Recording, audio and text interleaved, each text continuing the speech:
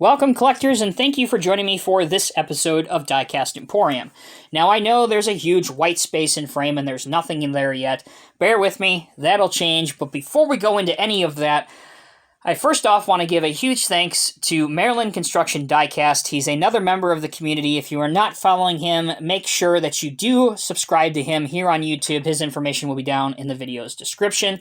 He recently did a video on the Norscot Caterpillar 320DL excavator, which by all accounts is a very solid and pretty well-liked model.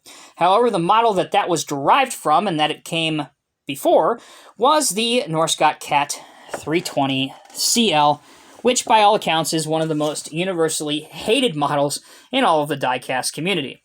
But before we get into that, it's story time once again. You're going to want to watch this video all the way through. I promise you're going to be entertained. You might laugh, you might cry, you might get aggravated, who knows? But it's going to be entertaining.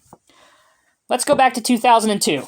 I have the Norscot scale model replicas catalog. This is the same one I've had since I was 11 years old, and this came with me everywhere. It was kind of like the Christmas wish book that Toys R Us came out with back then, and I literally, as you can see the condition of it, this thing went everywhere with me. That's not important. What is important is if you open this up, the very first page.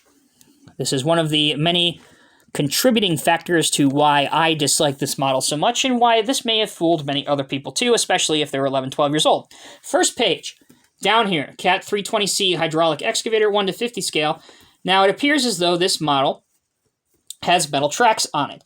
If you look up here, another new release for that year, and this is important, is the 5110B. Now the 5110B is a large excavator, and it did have metal tracks, and it came out in the exact same year. By the way, let's turn to page 10, which has both of these excavators on it. Here we go. All right, so now we're on page 10. This is where this can get a little bit more misleading, especially if you're 10, 11 years old. Now, as you can clearly see here, or maybe you can't clearly see because it's far away, up here's the 5110B.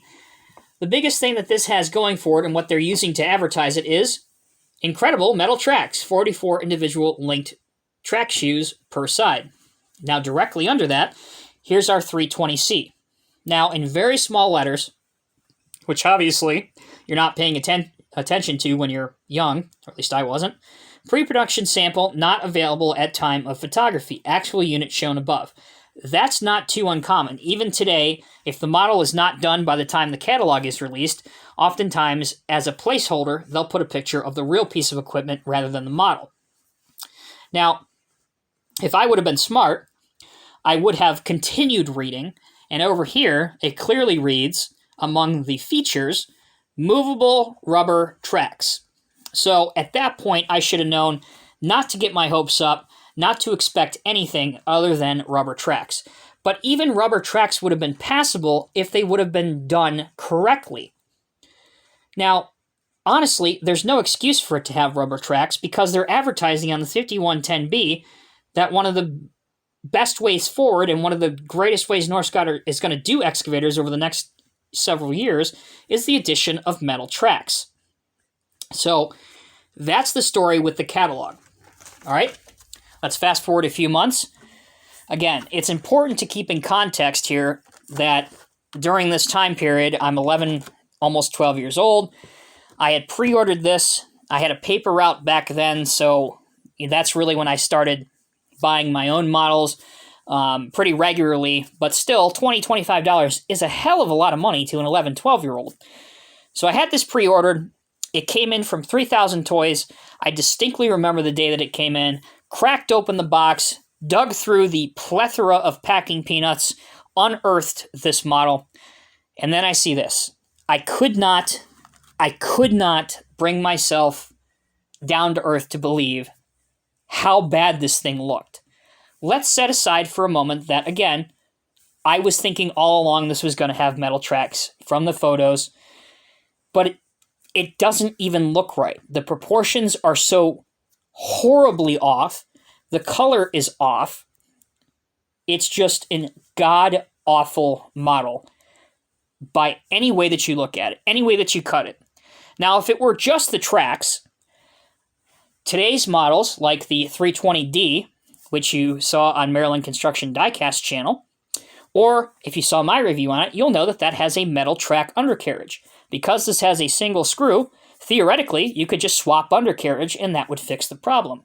But it's not just the tracks. It's because the proportions and the designs are so horrendously off on this model that even just fixing the undercarriage doesn't solve the problem.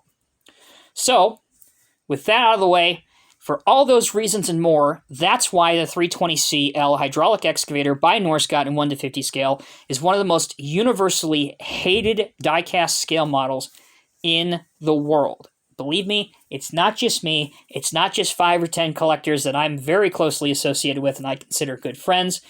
It's thousands of people around the world.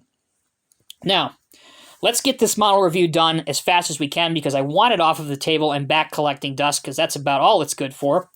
The order number is 55096. You can see the clear window design.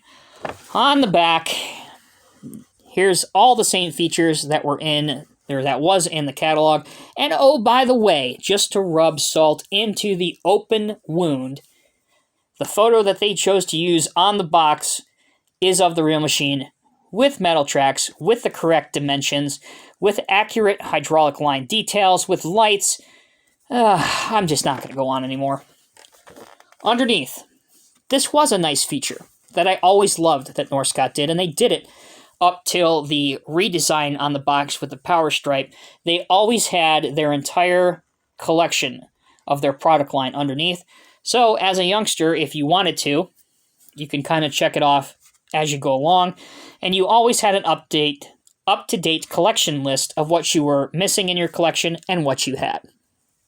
All right, let's get this unboxed. Now, as you'll know, with almost any Norscot model, back in the day, once you opened up the side, cut the piece of tape, you still weren't done because you had, you want to take a guess? On this model, you had 1, 2, 3, 4 different sets of twisty ties of which to cut through and annoy yourself to death. Once you were done with that, you could take the model straight out of the styrofoam and you're ready to go. All right, I've said pretty much all I've wanted to say about this model at this point. Honestly, it just doesn't look right. The functionality is okay for the time period. If you want 360-degree rotation, it'll rotate 360 degrees. Your boom and stick will go up. It'll go down to a decent height. Your stick can curl out. It will curl in. If you want it on a low boy, it actually curls up pretty nice and tight to make a pretty convincing transport load, which is not half bad. I don't know what they were going for here, but this grab rail is so overly sized and fat that if it went on a diet show, it would lose instantly. As for other details, such as this, what I presume is supposed to be a mirror, it doesn't have a silver reflective surface. There's almost no cab interior detail. And again, the actual paint that they used on this model is so different from other Norscot Cat models from the same year. If you had other models and put it next to each other, this is a much darker cat yellow. It just doesn't match at all. So that will conclude this video on the Norscot Cat 320CL hydraulic excavator. Again, I don't like to, and I very rarely ever will say negative things about models, whether or not I like them or I don't like them. I try to be pretty in the middle, pretty neutral when it comes to all the product reviews I do, but there's no beating around the bush with this one. It is what it is. It's pretty much the common consensus, if you will, regardless of who you talk to. But if you manage to find a 320CL for $15-20 at a garage sale, I'd say leave that sucker right on the table and walk away. I'm Tommy with Diecast Emporium. Thank you all so much for watching. Once again, make sure you subscribe to Maryland Construction Diecast, and thanks again for him giving me the idea and for the motivation to do this video and bring this to you.